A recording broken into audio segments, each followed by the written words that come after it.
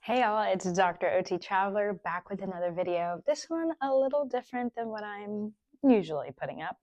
This is about my 2022 Ford Maverick pulling my 2025 Coleman Light 17 RX trailer. So we drove from Portland, Oregon down to Fresno, California. We did it in just under 3 days, taking about 5 hours each day to drive. As you can see, the maps did estimate a little over 11 hours. However, that doesn't really include the frequent stops that you have to make for gas, and we did make some pit stops to add some things to the trailer. Alright y'all, so meet my 2022 Ford Maverick XL 2.0 EcoBoost all-wheel drive. The customizations are a 2.5-inch lift from Superlift, the Toyo Open Country AT3s that are a little bit bigger than stock at 245/65 on the stock 17-inch rims, and a soft Trifold bed cover from Railtruck. If you want to know more about these upgrades, the links are in the description below. The trailer we towed was a new 2025 Coleman Light 17 RX. It is a single axle travel trailer with fiberglass exterior sidewalls, keeping it lightweight with a dry weight of 2,695 pounds. We snagged this trailer because we wanted something comfortable enough for two and lightweight for my Maverick with the 4K tow package to pull, which at just over 2,600 pounds, it was almost perfect. Alright, just a quick look into the weight distribution hitch from Harbor Freight. This is the only thing add-on equipment we had when towing the RV for the first time off the lot. This helped with improved handling, braking, sway control, and most importantly, even weight distribution. This allowed the Maverick to stay level and reduce strain off of the suspension. And there you have it. Here's our setup. Super simple, but ready for some huge adventures.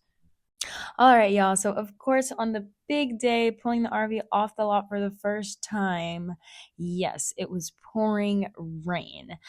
But honestly, the Maverick handled it like a champ. This is a video of our first 18-wheeler passing. You can probably tell I was definitely on the edge of my seat, but my fiance said he could feel a little tug when it passed. The RV shifted a little, but it was nothing sketchy and 100% manageable. I think we were both pretty shocked at how steady the RV really stayed. Like, this setup was actually pretty legit. Even Mr. Clyde was enjoying it, occasionally checking on the trailer for us as well too. Going uphill, the Maverick had plenty of power. You could definitely feel the extra weight back there, especially with how it would downshift to keep pace, but it still pulled strong the whole way through. There were a few moments going downhill where we expected it to downshift a little sooner, like you could feel it should, but it didn't. But it wasn't really a problem at all. It was just something that we noticed. Still, it didn't really affect the towing performance one bit. Braking overall felt great, almost like there wasn't even a trailer behind us, and the transmission held tow mode pretty well. There was even a point where we forgot to put on the trailer brakes, and it really felt like the trailer was pushing the truck forward. So the tow package definitely made a difference when it came to pulling the RV.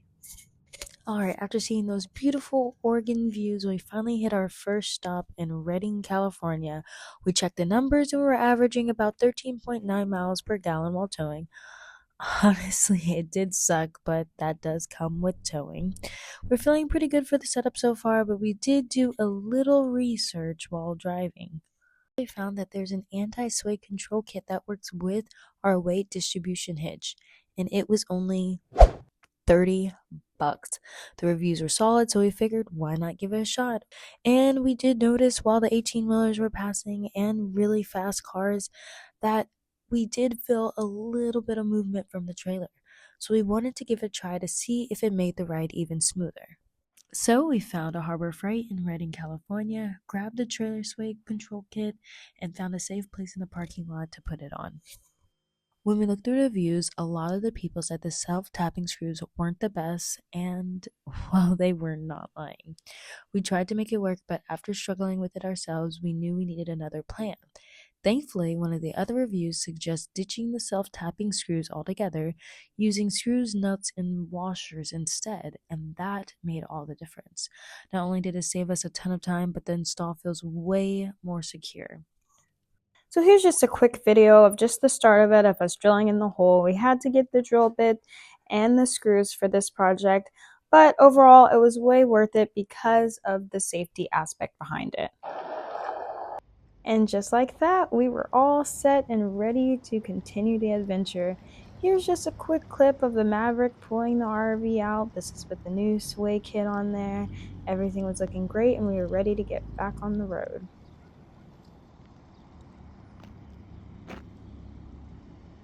So first toe in the book for the Mavericks, Mr. Clyde was our wonderful navigator. Rain, nerves, 18-wheelers and all, and we totally do it again. For our first real mountain drive, this setup did more than just hold up. It delivered, safe and steady. Good job, babe. Did it. It's all dropped off. And we're ready to go, right, Mr. Clyde? Are we ready? Yes. So kind of going into final thoughts, would we do it again? Absolutely yes, and we plan on doing it pretty soon. Right now we parked it in our storage, but we plan on sometime later on during one of my contracts in California, living in it, probably for a little bit just to test out and see what that looks like. If you guys are interested in more of that type of content, definitely let me know. Thanks for watching.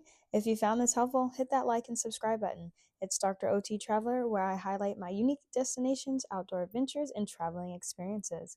Where am I off to next?